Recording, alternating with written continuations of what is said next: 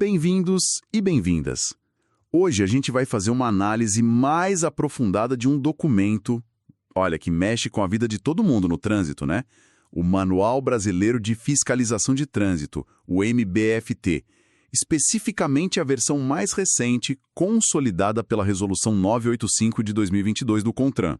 Estamos aqui com o texto oficial em mãos e a nossa ideia é, assim, extrair o essencial, sabe? Aquilo que realmente impacta motoristas, donos de veículos e até pedestres no dia a dia. Afinal, para que serve esse manual todo? Basicamente para tentar padronizar a fiscalização no Brasil inteiro.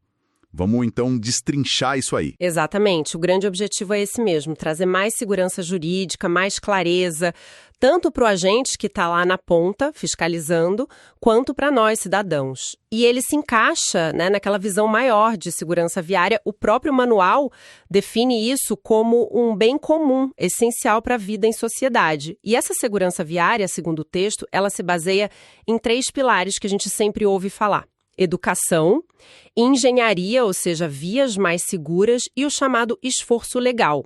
É aí, nesse último, que a fiscalização entra com tudo. O manual também reforça o compromisso do Brasil com aquelas metas internacionais de redução de acidentes, tipo o Penatrans. E como é que ele se organiza para dar conta disso tudo? Pelo que vi, tem uma parte geral com conceitos, normas gerais, e depois vem as fichas de fiscalização, que detalham cada infração, é isso? Isso mesmo. Essas fichas são, assim, o coração prático do manual. Elas dizem tudo sobre a infração, qual é o código, a lei que ela fere, qual a penalidade, se cabe medida administrativa, a gente já fala disso, quem é o infrator responsável, qual órgão pode multar, quantos pontos vão para a CNH e, um detalhe importante, se o agente precisa ou não abordar o veículo para autuar. Entendi. E um ponto, assim, fundamental: o que está escrito ali, a interpretação dada pelo MBFT é a posição oficial do CONTRAN e da Senatran. Não é só uma sugestão, sabe? Vincula todo mundo, todos os órgãos de trânsito do país têm que seguir à risca. É a regra do jogo para valer. Certo, regra estabelecida. Então vamos para a prática. Quem é que pode, de fato, abordar um veículo e aplicar uma multa segundo esse manual? Quem é essa figura do agente da autoridade de trânsito? Pessoas. São os agentes de trânsito dos órgãos executivos municipais ou estaduais, tipo Detran, SETES. Sim, esses a gente conhece mais. Pois é, mas tem também os policiais rodoviários federais, claro. Os policiais militares da ativa, mas atenção, só quando existe um convênio específico para fiscalização de trânsito, tá? Não é automático. Ah, bom saber disso, do convênio. Tem também os guardas municipais, conforme a lei específica deles, e geralmente também precisa de convênio. E olha que curioso, até agentes policiais da Câmara dos Deputados e do Senado Federal também via convênio, para atuar em áreas bem específicas ali de Brasília. Nossa, essa dos agentes da Câmara e Senado eu não sabia. Pois é. E o ponto-chave, que vale para todos eles, precisam estar uniformizados, devidamente identificados, em serviço e, via de regra, usando o veículo caracterizado da instituição. Ou seja, a rede é ampla, mas tem regras claras para a atuação. E qual a postura que se espera desses agentes? O manual fala sobre isso? Tipo, tem que ser durão ou... Ele fala assim: o texto pede humanidade, respeito no trato com o cidadão, mas ao mesmo tempo sem prevaricar. Ou seja, tem que aplicar a lei quando a infração ocorre. É aquele equilíbrio, né? Entendi. E falando em infração, o que exatamente o manual define como infração? É bem direto. Infração é qualquer desobediência ao Código de Trânsito, o CTB, ou à legislação complementar. E aí ele reforça aquela classificação que todo motorista conhece ou deveria conhecer: gravíssima, grave, média e leve. E a pontuação que vai para a carteira: 7, 5, 4 e 3 pontos, respectivamente. Ah, mas aí tem um ponto que sempre gera dúvida. Ouvi dizer que nem toda multa dá ponto na carteira. É verdade isso? Quais são esses casos? É verdade, sim. E o manual lista essas exceções, que são bem importantes de saber. Não geram pontos na CNH, por exemplo. Infrações cometidas por passageiros de ônibus em viagens longas, tipo não usar o cinto. Certo, a responsabilidade não é do motorista do ônibus nesse caso. Exato. Outra, dirigir sem possuir CNH ou permissão para dirigir. Parece estranho não dar ponto, mas a lógica é, se a pessoa não tem habilitação, não tem onde pontuar, né? A penalidade principal é outra, bem mais severa. Faz sentido. Que mais? Também não pontua deixar de portar os documentos obrigatórios, como a CNH física ou o CRLV, se o agente conseguir consultar no sistema na hora e ver que está tudo regular. Essa é uma mudança importante com a tecnologia. Ah, isso facilita muito. Com certeza. Outros casos. Conduzir veículos sem registro e licenciamento, ou com problema nas placas. E, claro, aquelas infrações gravíssimas que já prevêem a suspensão direta do direito de dirigir, tipo dirigir alcoolizado, disputar racha. A penalidade principal já é a suspensão, então não acumula ponto para outra suspensão por pontos. E, por fim, infrações que são de responsabilidade de pessoas que não são o condutor, como o proprietário que não licencia o veículo. Bem interessante essa lista. Mostra que o sistema tem suas complexidades. E já que você falou em responsabilidade, quem é que segura a bronca de cada tipo de infração? Quem paga a conta? O manual detalha isso bem para não ter erro, olha só. O proprietário do veículo, ele é o responsável principal pela regularidade do carro. Licenciamento em dia, características originais ou alterações permitidas, conservação, segurança, tudo isso é conta dele. E um ponto crucial, ele também responde se entregar o veículo para alguém sem habilitação ou com a categoria errada. Emprestar o carro para o sobrinho que só tem carteira de moto, multa para o dono. Nossa, essa é perigosa. Muito. Aí tem o condutor. Esse responde pelos atos na direção, né? Excesso de velocidade, avançar sinal, falar no celular.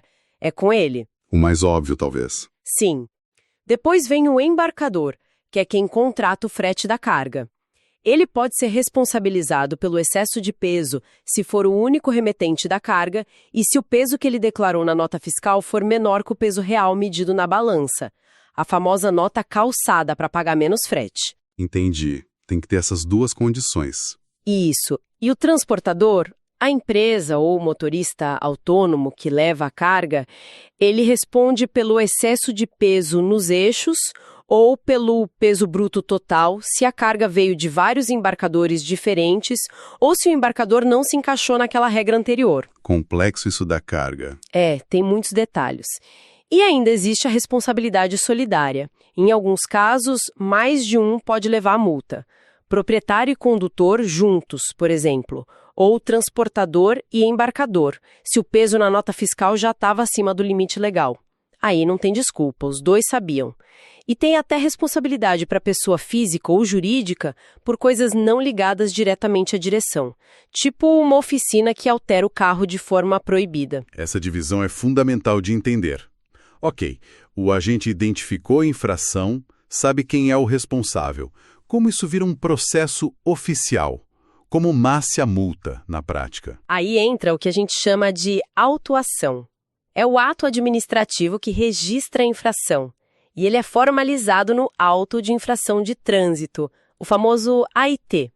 O manual define o flagrante como o momento em que a infração está rolando ou acabou de acontecer. E atenção, esse flagrante pode ser visto pelo agente com ou sem a abordagem do veículo, dependendo do tipo de infração. O AIT é que dá o pontapé inicial no processo. Certo.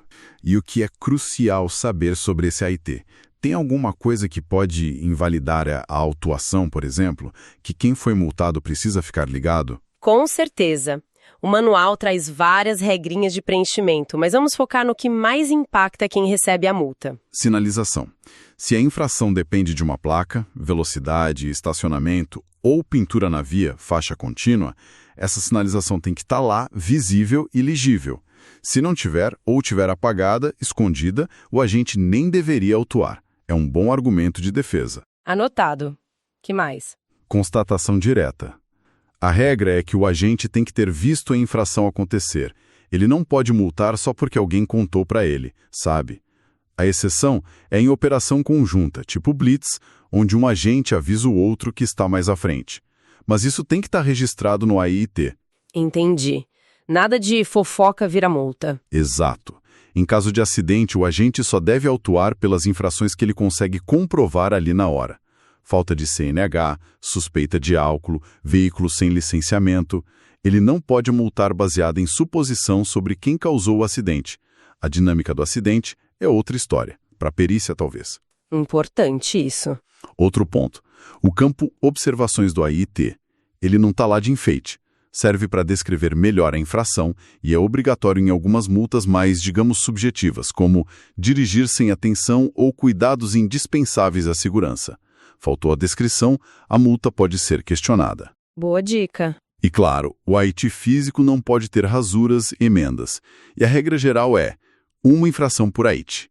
Só tem exceção se as infrações tiverem a mesma raiz no código, os 3 primeiros números iguais, tipo motorista e passageiro sem cinto. Aí pode ser um AIT só, descrevendo as duas situações.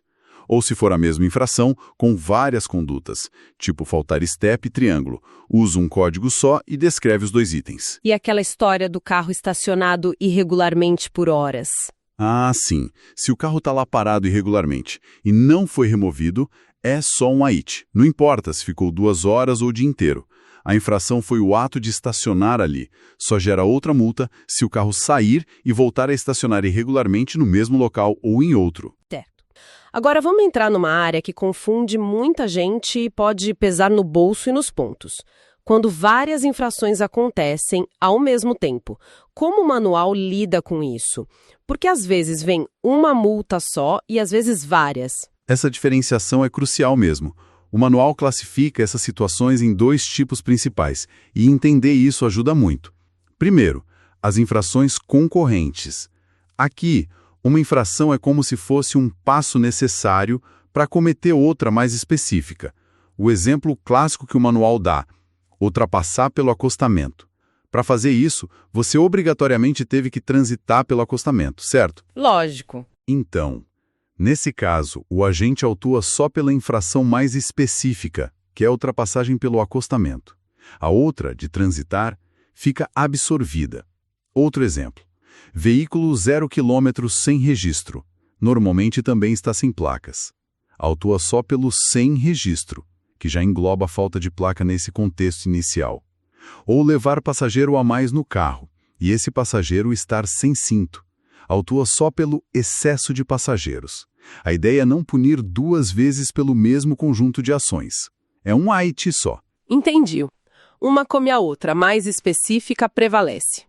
E o outro tipo? O outro tipo são as infrações concomitantes. Essas são diferentes. São infrações que acontecem ao mesmo tempo ou na mesma abordagem, mas são independentes. Fazer uma não significa fazer a outra. Por exemplo, dirigir usando o celular e ao mesmo tempo estar sem o cinto de segurança. São 2 coisas erradas diferentes. Certo. Ou avançar o sinal vermelho e na mesma ocasião exceder o limite de velocidade daquela via. Nesses casos, como são condutas infratoras separadas, o agente deve lavrar um AIT para cada uma delas. Aí sim, podem chegar várias multas da mesma situação. Agora ficou claro. Concorrente, uma absorve a outra. Concomitante, cada uma é uma multa. E tem uma restrição importante que o manual cita também, né? Sobre infração de movimento e estacionamento. Isso, bem lembrado. Não pode haver concomitância entre uma infração de estacionamento e uma de movimento no mesmo instante e local se o agente não viu o veículo em movimento. Exemplo: o carro está estacionado na esquina, infração de estacionamento, e o agente consulta a placa e vê que o licenciamento está vencido, infração que pressupõe conduzir ou transitar. Se ele não viu o carro andando, só pode multar pelo estacionamento irregular. Infrações com verbos como conduzir, dirigir, transitar, exigem que o veículo esteja em movimento. Muito importante essa regra. E se a mesma infração fica se repetindo?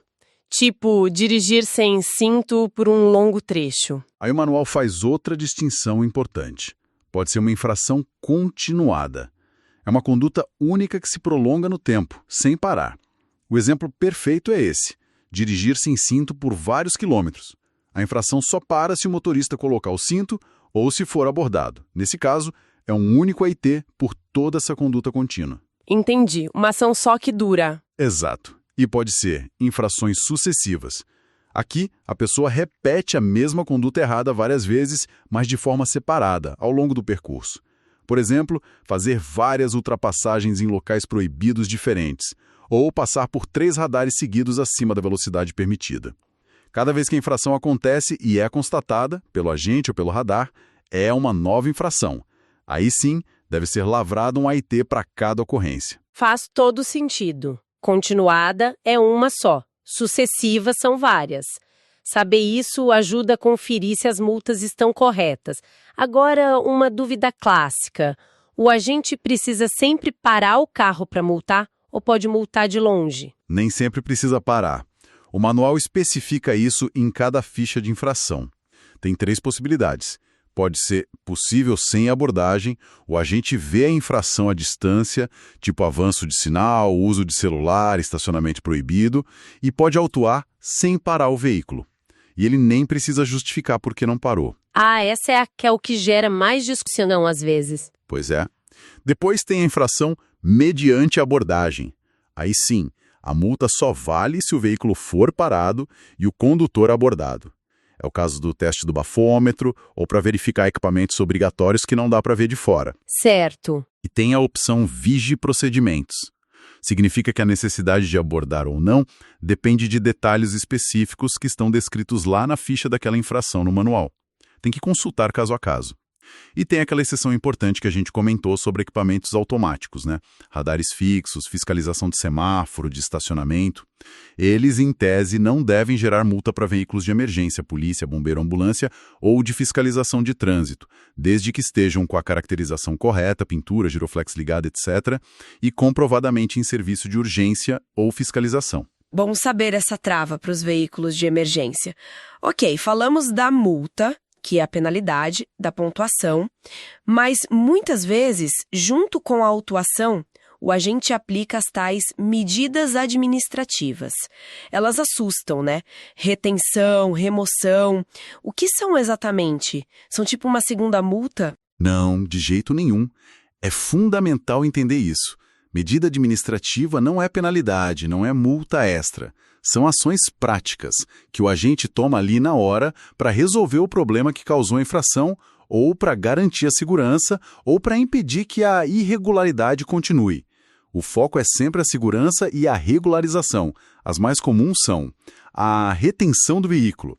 Significa que o carro fica imobilizado ali no local da abordagem até o problema ser resolvido. Exemplo clássico, pneu careca. Conseguiu trocar o pneu ali na hora, com o step, por exemplo? Beleza, o carro é liberado após a autuação. E se não der para resolver na hora? Aí, se o veículo tiver condições de segurança para rodar e estiver com o licenciamento em dia, ele pode ser liberado. O agente recolhe o documento digitalmente, o CRL-VE, lá no sistema Renavan, e dá um prazo, que pode ser de até 30 dias, para o proprietário comprovar que regularizou o problema. Se ele não cumprir o prazo, aí sim entra uma restrição administrativa no cadastro do veículo, que impede um novo licenciamento, transferência, etc. Entendi. A retenção tenta resolver no local ou dar um prazo. E a remoção? A remoção é a que ninguém quer. É o guincho levando o carro para o depósito para o pátio credenciado. Ela acontece quando a retenção não adianta, o problema não pode ser resolvido ou o veículo não é seguro, ou quando o veículo não está licenciado ou em situações que atrapalham muito o trânsito ou a segurança, tipo estacionado em fila dupla, bloqueando garagem, depois de um racha ou um veículo abandonado que vira risco. E aquela situação? O guincho tá chegando e o dono aparece. Regra importante. Se o condutor ou o proprietário chegar antes do guincho efetivamente começar a operação de remoção, e o manual até detalha o que é iniciar a operação, tipo colocar os patins, começar a içar, o veículo não deve ser removido. O agente autua pela infração de estacionamento, mas libera o carro. Para tirar o carro do pátio depois, aí já sabe. Tem que pagar a multa, as taxas do guincho e as diárias de estadia, que podem ficar caras. Ufa, bom saber dessa regra do guincho. Quais outras medidas existem? Recolher CNH, por exemplo? Sim, tem o recolhimento da habilitação CNH ou PPD, mas hoje em dia o agente na via raramente recolhe o documento físico. Isso acontece mais se ele flagra alguém dirigindo com a CNH já suspensa ou cassada, ou se tem uma suspeita muito forte de que o documento é falso. Aí ele recolhe e encaminha para a polícia. O bloqueio da CNH por suspensão ou cassação normalmente é feito pela autoridade de trânsito, o Detran, por exemplo, lá no sistema, depois do processo administrativo.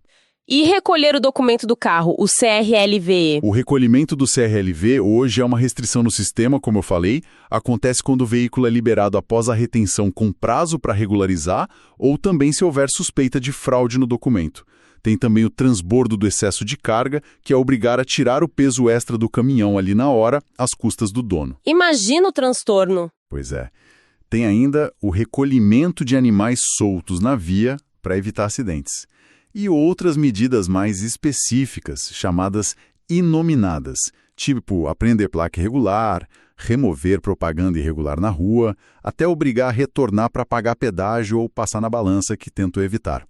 A lógica é sempre a mesma: parar a irregularidade e garante a segurança. Fica claro que são ações para resolver o problema na hora.